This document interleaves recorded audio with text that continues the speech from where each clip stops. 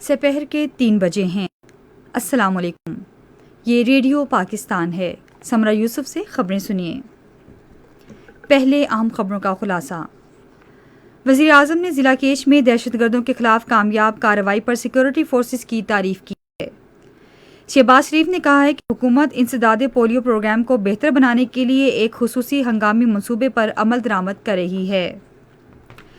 صدر مملکت نے انسانی اسمگلنگ کی مؤثر روک تھام کے لیے پاکستان کے عزم کا اعادہ کیا ہے۔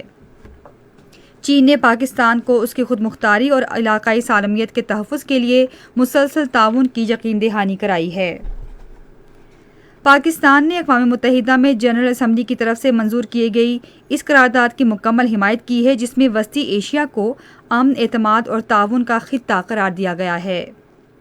بھارت کے غیر قانونی زیر قبضہ جموں کشمیر میں بھارتی فوج نے ریاستی دہشت گردی کی تازہ کارروائی کے دوران آج ضلع بارہمولہ میں ایک نوجوان کو شہید کر دیا۔ اور اب خبریں تفصیل کے ساتھ۔ وزیر اعظم شہباز شریف نے ضلع کیچ میں دہشت گردوں کے خلاف کامیاب کارروائی پر سیکورٹی فورسز کی تعریف کی ہے۔ ایک بیان میں انہوں نے کارروائی کے دوران شہید ہونے والے حوالدار ہدایت اللہ کے خاندان سے تعزیت اور زخمی نائک میر محمد کی جلد صحت یابی کے لیے دعا کی۔ شہباز شریف نے کہا، حوالدار ہدایت اللہ نے ملک کی خاطر جان نچھاور کی اور پوری قوم اپنے شہداء کو سلام پیش کرتی ہے۔ پاک فوج کے شعبہ تعلقات عامہ کے مطابق دہشت گردوں کے ایک گروہ کی موٹر سائیکلوں پر کیچ سے پنجگور نقل و حرکت کے بارے میں اطلاع پر ہوشاب کے علاقے میں کارروائی کی گئی جس کے دوران 6 دہشت گرد مارے گئے۔ دہشت گردوں کے قبضے سے بڑی مقدار میں ہتھیار اور گولہ بارود بھی برآمد ہوا۔ کارروائی میں حوالدار ہدایت اللہ شہید جبکہ نائک میر محمد زخمی ہو گئے۔ وزیر اعظم شہباز شریف نے کہا ہے کہ حکومت انسداد پولیو پروگرام کو بہتر بنانے کے لیے خصوصی ہنگامی منصوبے عمل درآمد کر رہی ہے۔ انہوں نے یہ بات آج خونخوار میں پولیو کے مصدقہ کیسز میں اضافے پر تشویش ظاہر کرتے ہوئے ایک ٹویٹ میں کہی۔ وزیر اعظم نے بل گیٹس کے ساتھ ٹیلی فون پر گفتگو کے دوران پاکستان میں صحت عامہ اور سماجی شعبے کے پروگراموں میں ان کے قابل قدر تعاون پر بل اور میلنڈا گیٹس فاؤنڈیشن کا شکریہ ادا کیا۔ اس سے پہلے بل اینڈ میلنڈا گیٹس فاؤنڈیشن کے شریک چیئرمین بل گیٹس سے ٹیلی فون پر گفتگو کرتے ہوئے انہوں نے فاؤنڈیشن کے ساتھ جاری تعاون کے تمام شعبوں میں مفید شراکت داری مزید مستحکم کرنے کے لیے پاکستان کی خواہش ظاہر کی۔ وزیر اعظم نے ملک میں پولیو کے خاتمے، حفاظتی ٹیکوں کے پروگرام، غذائی اور مالیاتی شمولیت میں بہتری کے لیے بل اینڈ میلنڈا فاؤنڈیشن کی معاونت کو سراہا۔ انہوں نے کہا کہ حکومت ملک سے پولیو کے خاتمے کے لیے پرعزم ہے اور انسداد پولیو پروگرام کو ہر سطح پر بہتر بنا رہی ہے۔ انہوں نے کہا کہ پولیو پروگرام کے تمام ارکان خصوصاً صف اول میں کام کرنے والے کارکنوں کو تحفظ فراہم کرنا ان کی حکومت کی اولین ترجیح ہے۔ بل گیٹس نے پاکستان کے لیے فاؤنڈیشن کی طرف سے امداد کی فراہمی جاری رکھنے کے عزم کا اعادہ کیا تاکہ بچوں کو پولیو وائرس کے باعث معصوم ہونے سے بچایا جا سکے۔ وزیر اعظم شہباز شریف بلوچستان کے بارشوں اور سیلاب سے متاثرہ علاقوں کے دورے روانہ ہو گئے ہیں۔ دورے کے دوران وہ سیلابوں سے ہونے والے نقصانات اور سیلاب زدگان کے لیے امداد اور بحالی کے کاموں کا جائزہ لیں گے۔ وفاقی وزراء اور اعلیٰ حکام وزیر اعظم کے ہمراہ ہوں گے۔ اس سے پہلے خراب موسم کے باعث وزیر اعظم کا دورہ ملتوی کر دیا گیا تھا۔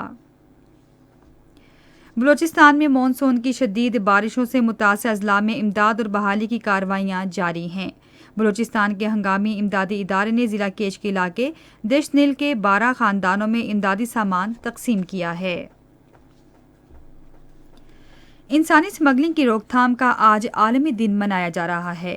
یہ دن منانے کا مقصد انسانی اسمگلنگ کے شکار افراد کی حالت زار کے حوالے سے آگاہی پیدا کرنا اور ان کے حقوق کو فروغ دینا اور تحفظ فراہم کرنا ہے۔ رواں سال اس دن کا موضوع ٹیکنالوجی کا استعمال اور استحصال ہے تاکہ بطور ایک آلے کے ٹیکنالوجی کے کردار پر توجہ دی جائے اور انسانی اسمگلنگ کی روک تھام کی جائے۔ صدر ڈاکٹر عارف علوی نے اس موقع پر اپنے پیغام میں مؤثر رابطوں کے ڈھانچے کی تشکیل سے انسانی اسمگلنگ کے خطرے سے نمٹنے کے عزم کا اظہار کیا تاکہ اس ناسور میں ملوث افراد کو کیفر کردار تک پہنچایا جا سکے اور متاثرہ افراد کو تحفظ فراہم کیا جا سکے۔ صدر مملکت نے پاکستان کی جانب سے عالمی معیار کے مطابق انسداد انسانی اسمگلنگ کے سخت اقدامات کا ذکر کرتے ہوئے انسانی اسمگلنگ کی روک تھام کے ایکٹ 2018 کا حوالہ دیا۔ انہوں نے اس سماجی برائی کی روک تھام کے حوالے سے 2021 تا 2025 کا قومی لائحہ عمل تشکیل دینے پر متعلقہ وفاقی اور صوبائی محکموں کی بھی تعریف کی۔ یہ خبریں آپ ریڈیو پاکستان سے سن رہے ہیں۔ چین نے پاکستان کو اس کی خود مختاری اور علاقائی سالمیت کے تحفظ کے لیے اپنے مسلسل تعاون کی حمایت کا یقین دلایا ہے اور علاقائی اور عالمی امور میں زیادہ اہم کردار ادا کرنے کی یقین دہانی بھی کرائی ہے۔ یہ یقین دہانی چینی اسٹیٹ کونسلر اور وزیر خارجہ نے تاشقند میں ان کے وزراء خارجہ کے اجلاس کے موقع پر وزیر خارجہ بلاول بھٹو زرداری سے ملاقات کے دوران کرائی۔ چینی وزیر خارجہ نے چین پاکستان اقتصادی راہداری کے ضمن میں تعاون بڑھانے کی کوششوں پر زور دیا۔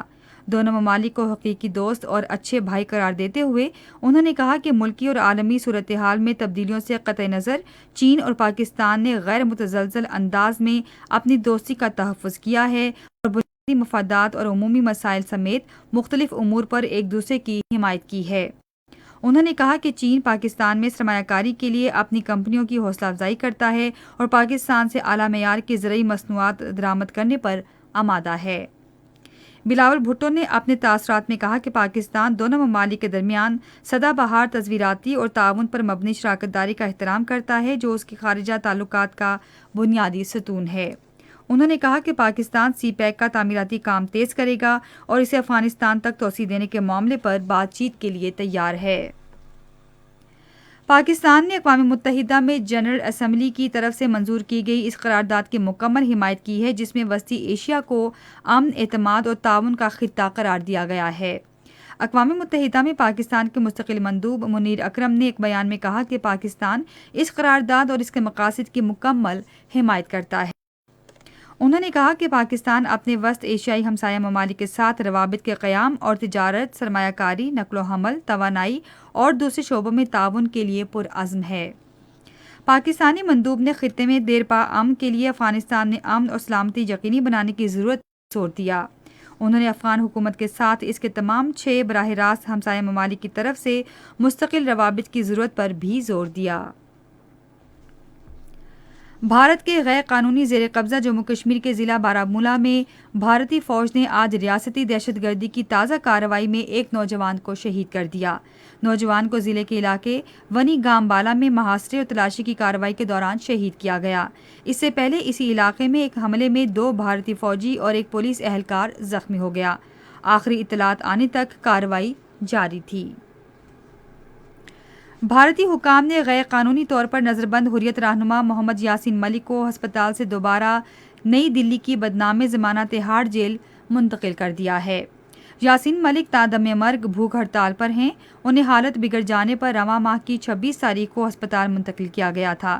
یاسین ملک نے اپنے خلاف درج جعلی مقدمات کی منصفانہ تحقیقات سے انکار پر بھارتی حکام کے خلاف احتجاجاً رواں ماہ کی 22 تاریخ کو بھوک ہڑتال کا آغاز کیا تھا۔ بھارتی ذرائع ابلاغ کے مطابق جیل کے ڈائریکٹر جنرل سندیپ گوئل نے کہا کہ یاسین ملک کو گزشتہ روز واپس تہاڑ جیل منتقل کر دیا گیا۔ جیل میں واپس منتقلی کے بعد حریت رہنما نے بھوک ہڑتال جاری رکھنے کا فیصلہ کیا ہے اور انہوں نے اب تک کوئی خوراک نہیں لی۔ جیل کے ایک اعلیٰ افسر نے بتایا کہ انہیں اب بھی مصنوعی طریقے سے خوراک دی جا رہی ہے۔ یاسین ملک 2019 سے اب تک غیر قانونی طور پر نظر بند ہیں جب بھارت نام ضمانت تحقیقاتی ادارے نے انہیں ایک جعلی مقدمے میں گرفتار کیا تھا۔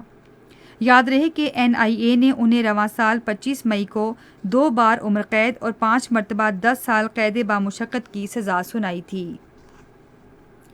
ریڈیو پاکستان خبروں کے اس بلیٹن کے فوراً بعد اپنے قومی پروگرام میں اسلام کے دوسرے خلیفہ حضرت عمر فاروق رضی اللہ تعالیٰ عنہ کی شہادت سے متعلق دوسرا سیمینار نشر کرے گا۔ موضوع ہے حضرت عمر فاروق رضی اللہ تعالیٰ عنہ، علمی مقام و مرتبہ۔ موسم۔ محکمہ موسمیات کی پیش گوئی کے مطابق آئندہ 12 گھنٹے کے دوران پنجاب، اسلام آباد، خیبر پختونخوا، شمال اور مشرقی بلوچستان، کشمیر اور گلگت بلتستان میں تیز ہوائوں اور گرج چمک کے ساتھ مزید بارش کا امکان ہے۔